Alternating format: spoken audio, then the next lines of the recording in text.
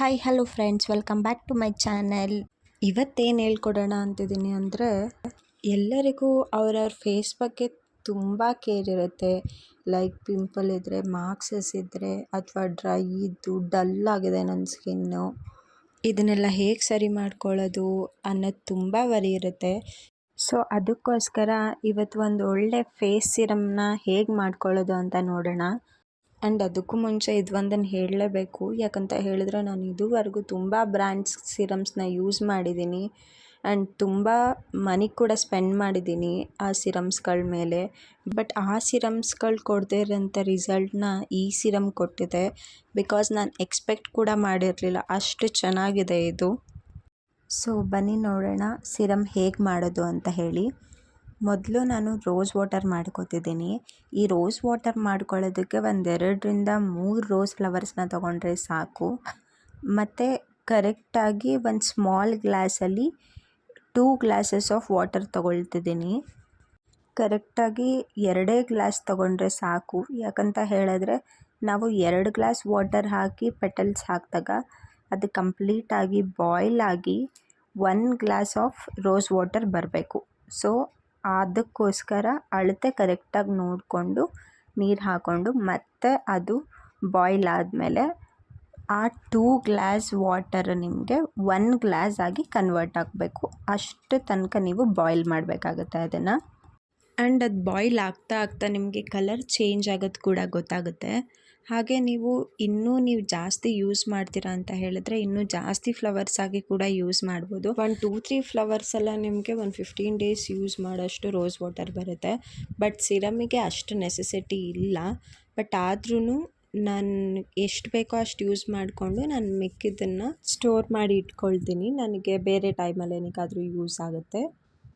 So ನೀವು ಕೂಡ ಬೇಕು ಅಂದರೆ ಜಾಸ್ತಿ ಕೂಡ ಮಾಡ್ಕೊಳ್ಬೋದು. ಸೊ ನೋಡಿ ಬಾಯ್ಲ್ ಆಗ್ತಿದೆ ಅದು. ಇವಾಗ ಬಾಯ್ಲ್ ಆಗ್ತಾ ನಿಮ್ಗೆ ಅದು ಕಲರ್ ಚೇಂಜಿಂಗ್ ಗೊತ್ತಾಗುತ್ತೆ.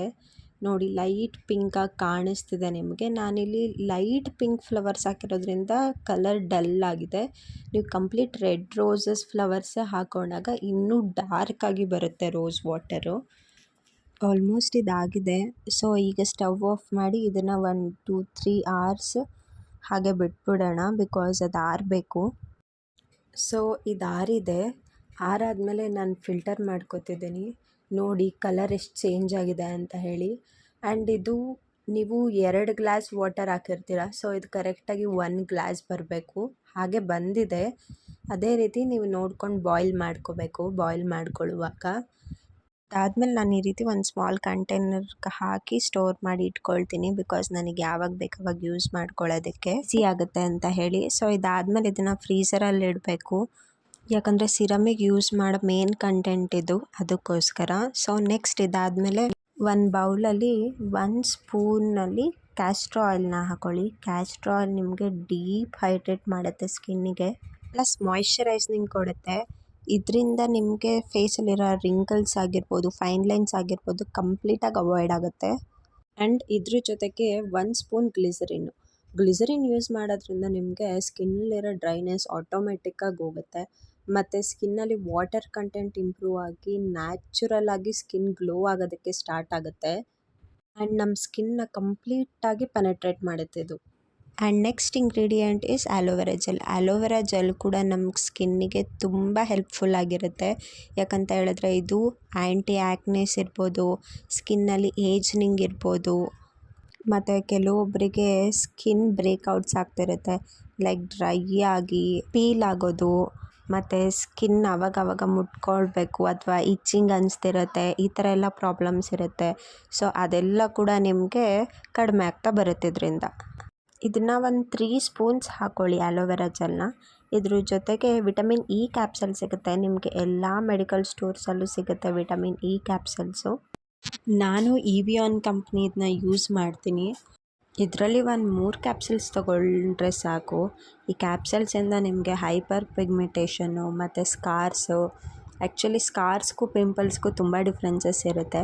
ಪಿಂಪಲ್ ಅಂದರೆ ಗುಳ್ಳೆ ರೀತಿ ಆಗೋದು. ಸ್ಕಾರ್ಸ್ ಅಂತ ಹೇಳಿದ್ರೆ ಆ ಗುಳ್ಳೆಗಳು ಹೋಗಿ ಅದ್ರ ಮಾರ್ಕ್ ಹಂಗೆ ಇರುತ್ತಲ್ಲ, ಅದನ್ನು ಕೂಡ ಇದು ರೆಡ್ಯೂಸ್ ಮಾಡುತ್ತೆ.